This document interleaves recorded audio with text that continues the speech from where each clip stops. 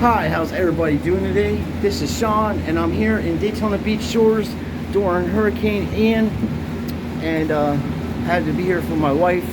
She works at one of these condos in the shores, so we got a free room, and we're here to help out, do what we can do.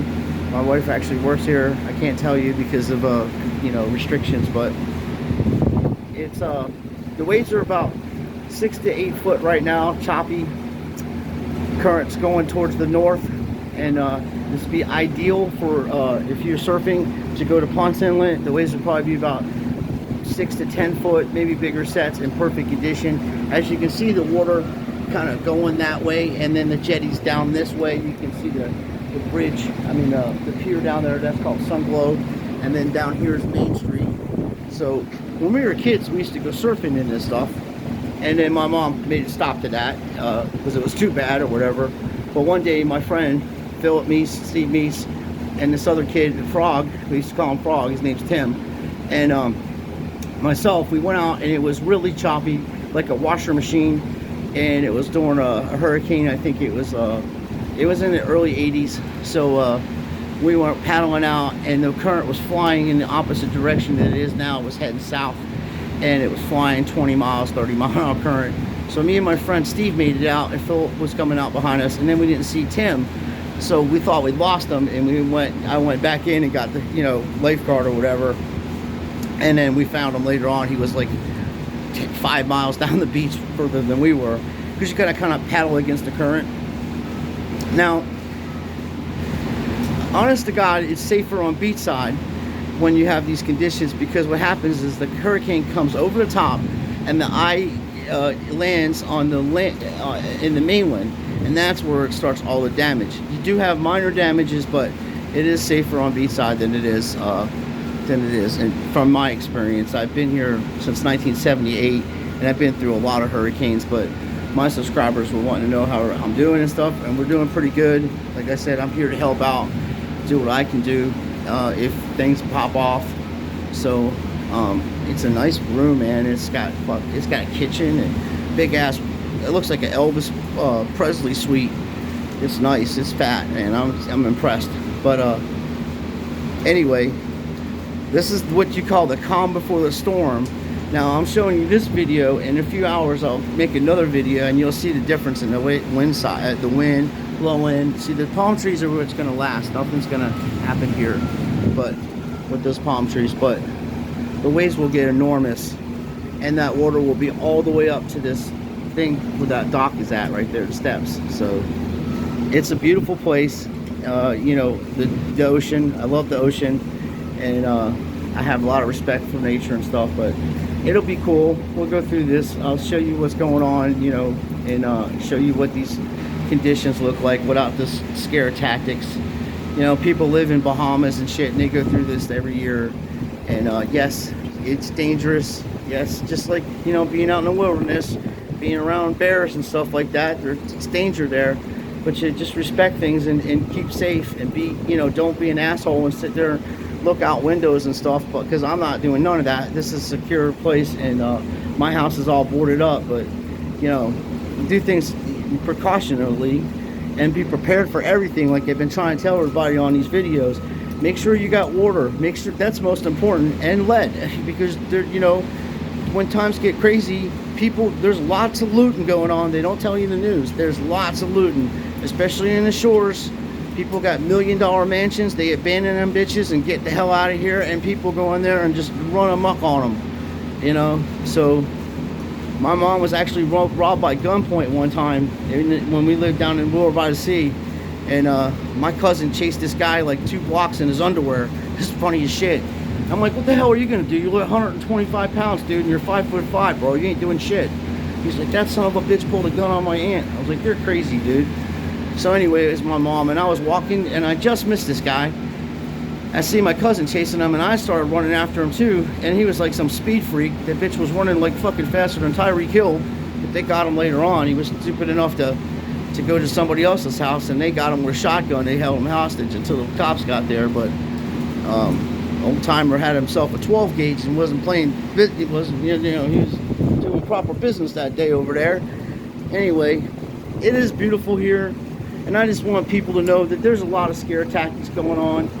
Yes, they're hurricane season, and yes, there's danger, but these people make a living at jacking the prices up on water, jacking the prices up on the gas, jacking the prices up on everything, and scaring the shit out of everybody, okay? If you're from New York and Pennsylvania and you move down to Florida, just go into a certain part of your house that has the most secure area where there's no windows and stuff.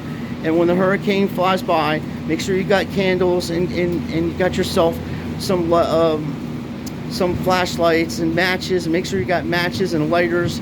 That's the shit that you need. And you know, this phone stuff is fine, but I actually went and bought myself a couple pair of cheap Cobra walkie-talkies, so you can find out about weather conditions and stuff like that.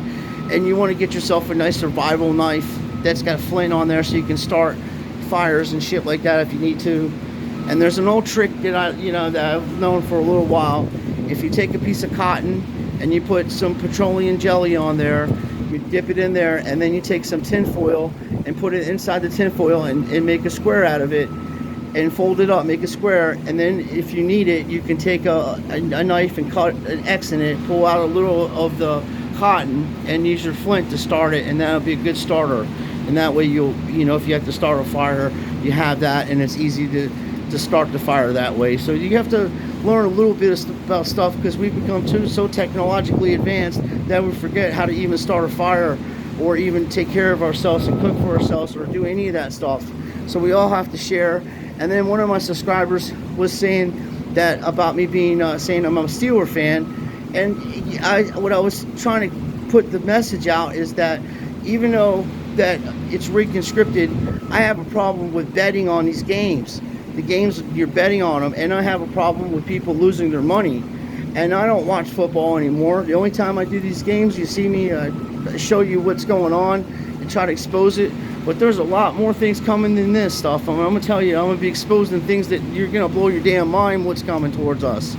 You know, the gas lines in Russia just got blown up, and there's a lot of evidence to prove that's showing that the United States did that.